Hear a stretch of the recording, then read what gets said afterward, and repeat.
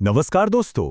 आज के इस खास विश्लेषण में हम एक बहुत ही व्यक्तिगत, मार्मिक और दिल छू लेने वाली रचना पर बात करने वाले हैं। ये सिर्फ स्याही से रंगा एक पन्ना नहीं है, बल्कि भावनाओं का एक ऐसा समंदर है जिसे एक फ्रेम में समेटा गया है। शुरू में ये आपको एक साधारण कविता लग सकती है, लेकिन जैसे जैसे हम इसके शब्दों की परतों को खोलेंगे, एक बहुत ही गहरी और सच्ची कहानी सामने आएगी। तो चलिए, बिना किसी देरी के इस खूबसूरत भावना को समझना शुरू करते हैं। तो चलिए सीधे इस रचना की शुरुआत पर नजर डालते हैं। माँ प्यारी है, माँ न्यारी है, माँ की ममता निराली है। आपने महसूस किया? बस इन चंद शब्दों को सुनते ही एक अजीब सा सुकून मिलता है। कोई भारी भरकम शब्द नहीं, कोई बनावट नहीं, बस एक सीधी सच्ची आवाज जो सीधे दिल में उतर जाती है। ये लाइनें तुरंत इस पूरी रचना का भावनात्मक टोन सेट कर देती हैं और हमें बता देती हैं कि ये प्यार कितना अनूठा और अतुलनीय है। और जरा इस पन्ने की सजावट देखिए। ये कोई प्रिंटेड या बाजार से खरीदा गया कार्ड नहीं है। किनारे पर हाथ से उकेरी गई खिले हुए गुलाबी कमलों की बेलें हैं, और हम जानते हैं कि कमल पवित्रता का प्रतीक है। सबसे खास बात, बाईं तरफ लाल रंग में लिखा वो संदेश, लव यू माँ पिंकी। ये सिग्नेचर इस बात का पक्का सबूत है कि ये एक बेटी का अपनी माँ के लिए अपनी ही लिखावट में उकेरा गया सच्चा प्यार है, बिल्कुल असली और जमीनी। अब अगर इस पूरी रचना का कोई केंद्र बिंदु है, कोई धड़कन है, तो वो है सिर्फ एक शब्द, ममता।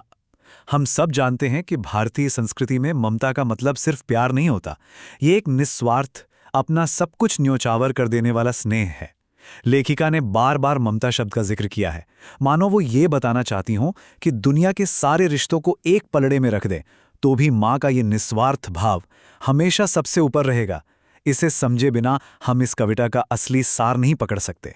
भाग 1, माँ को ईश्वर का दर्जा, सांस्कृतिक रूपक। आइए देखते हैं कि कैसे माँ की भूमिका को एक अलग ही स्तर पर रखा गया है। ये हिस्सा बहुत ही शानदार ढंग से दिखाता है कि माँ सिर्फ घर संभालने वाली कोई शख्सियत नहीं है। इस कविता में उन्हें सीधे तौर पर ब्रह्मांडीय शक्तियों से जोड़ा गया है।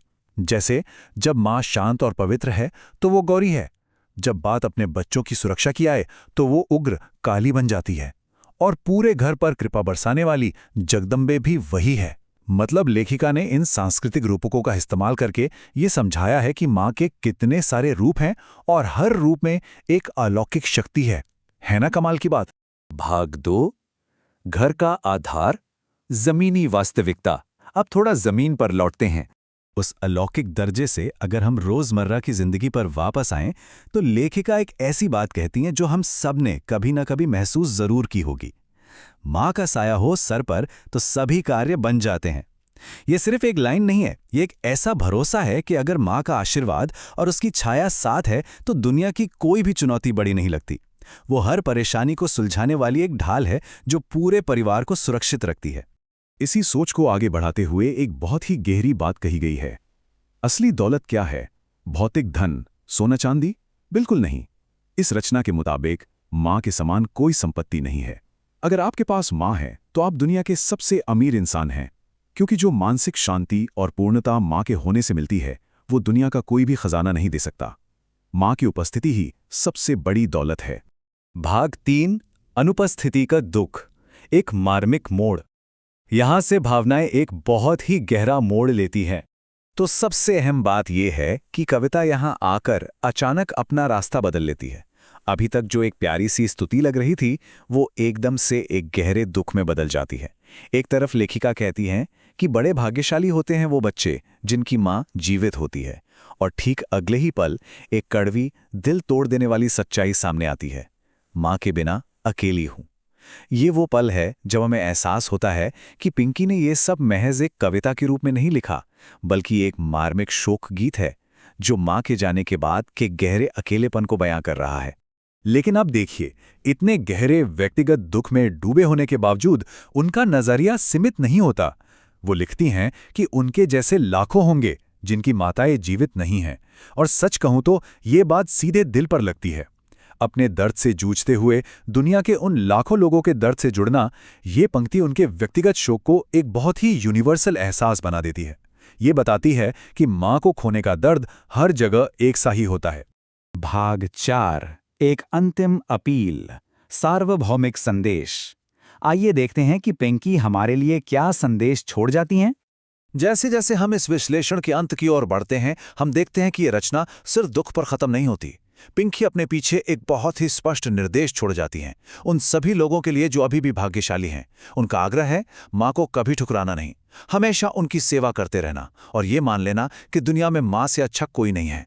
एक ऐसा इंसान जिसने अपनी माँ को खो दिया है, वो हम सबको ये चेतावनी भी दे रहा है और सलाह भी कि जब तक वो हमारे पास हैं, हम उनकी पूरी कद्र करें। और इतने भारी दुख के बावजूद अंत में जो भावना उभर कर आती है वो है कृतज्ञता। कविता का समापन इन शब्दों के साथ होता है कि वो अपनी माँ को नमन करती हैं, जिन्होंने उन्हें जीवन दिया और अच्छे संस्कार दिए। ये हमें बहुत बड़ी बात सिखाता है।